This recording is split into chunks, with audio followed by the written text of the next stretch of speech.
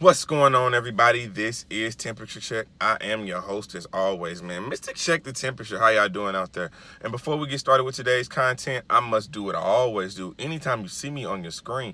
And that is thank you guys for the likes, comments, shares, and most importantly, the subscription. So whether you be a day one fan or someone who just locked in with the channel today, man, I greatly appreciate it.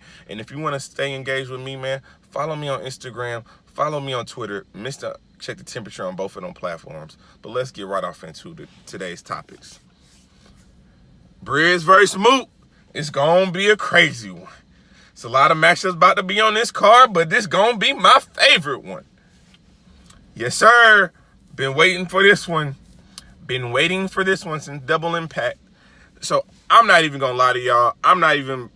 Y'all family now. I can tell the truth. When I got that notification about that battle dropping on the URL, I didn't even go back and look at it. Because I'm like, why did they drop this battle? It's late as hell. It's almost a year into it and they dropped this battle. But then my Twitter started blowing up. So I had to go back and watch it. Okay, Smacking Beasley. Okay, URL out there with the hidden gems. You putting messages inside of messages like a cereal box. We had to get to the bottom, and then you had a surprise for us at the bottom of the box, man. I appreciate that because I was confused. But Brizz versus Murda Mook, man, this is already, I think to me, this is the most anticipated battle of 2020. Probably next to that is T-Top versus Swamp. But Murda Mook versus Brizz, T-Top versus Swamp. That's where we at. I'm extremely excited about this battle. I'm extremely excited about this battle.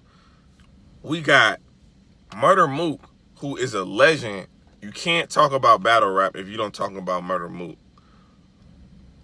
Having some of the best setups and just lyrically, just rapping wise, when you talk about lyricists and rappers, Murda Mook is one of them ones.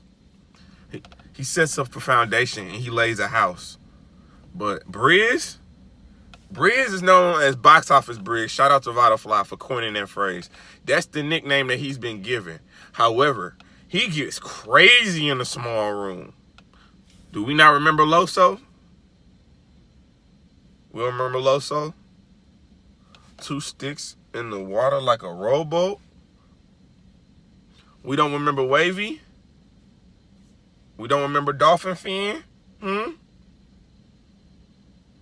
Come on, son. This is about to be, again, this is the most anticipated battle of 2020, and it took until September to get it, but we here now, and I'm excited. How could you not be excited for it? The anticipation, the build-up. We know what Brizz can do when he don't have a storyline with somebody. But now that he do, because you got to think about it, this is a year of him hearing about him getting beat up during the event, hearing about people turning their back and not fighting with him. He didn't have tragedy in his life. He told the battle rap community, and he stuck to that. I'm not battling anymore until I dress this Murda Mook, which is a brilliant plan on his part, because we all know if he didn't address this, every single battle somebody had around, at least one, catered to that. So you got to go straight at the boss. You got to cut the snake off at the head. And the only way Brizz was going to do that, you got to battle Murda Mook next. Murda Mook, you know what Brizz does. And I hear a lot of people saying, oh, well, Brizz resume doesn't warrant him getting Murda Mook. But storylines warrant him getting Murda Mook. There's a storyline here. This is what we want to see. Battle rap community pushes a storyline. We make battles happen. They want to give us what we want to see. And that's why this battle is happening. And I'm here for it. Murda Mook is about to go crazy. We remember what he did against Stings, man. He put the whole hip-hop battle rap community upside down. He put this on his head. He sat everybody down and shunned the entire battle rap community. I can't wait to hear it. And you know he about to take some shots towards Rock. You already know that's about to happen. Big shots, too. He's about to take some shots towards the cave. You already know. But this is a battle that we had to see. This is a battle that I've been waiting to see. This is a battle right now that I honestly feel could easily be a top 5 battle of the year, which is crazy. Because as we talk about top 5 battles, man, are small rooms giving us more consistent classes than main stages? I asked this question on my Twitter because I wanted to do the research, because I saw you guys on Twitter after the JC and Kid Chaos. Everyone was saying instant classic. Everyone was saying potential battle of the year. But there was a lot of haters out there that was like, oh, we prisoners of the moment. We this and we that. We don't know bars. We just can't say it's a very good battle. So I took a poll. I did some research.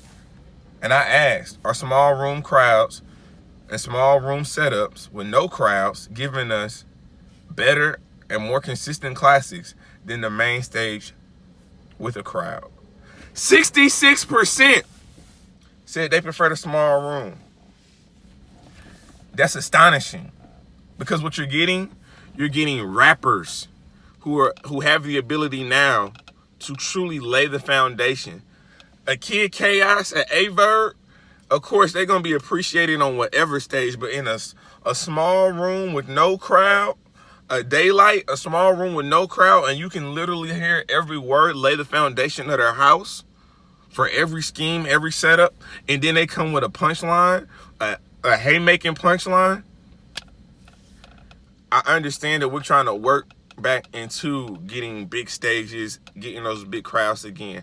However, for grudge matches and for battle rappers that prefer this setting, we need to keep this setting available as an option, because you are getting to see the levels of penmanship, the different levels of penmanship when it comes to the big room versus a small room. You got to write differently for both of those arenas.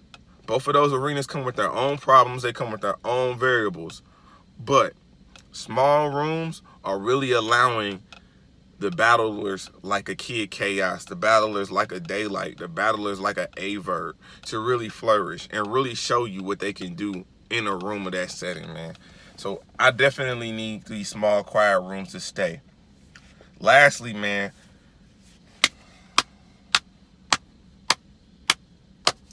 JC versus Kid Chaos, bruh, that was the best JC I have ever seen.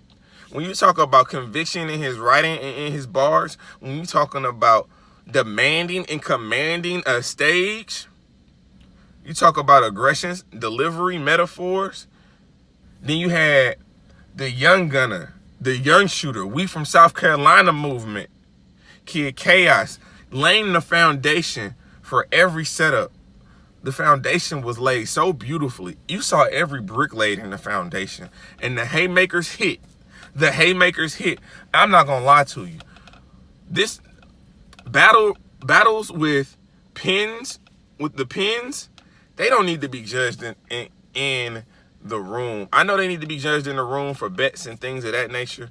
But I'm telling you right now, based off first watch, and going back to your third, fourth, and fifth watch, it's a completely different battle. It is a completely different battle. But we're going to talk about that in the bar for bar breakdown, because I'm going to give y'all a bar for bar. I know I missed the reaction. I apologize. I'm sorry. I missed the reaction. Y'all was looking for it. I dropped the ball. But I'm giving y'all the bar for bar. And I'm not going to spare no details on it either. I promise you I'm not. So y'all stay locked in. That's going to be coming in the next 48 hours tops. By Tuesday night, you will have that bar for bar. I can promise you that. But this is Mr. Check the Temperature. This is Temperature Check. And y'all know the motto, man. We just getting started, man. Like, comment, subscribe to the channel.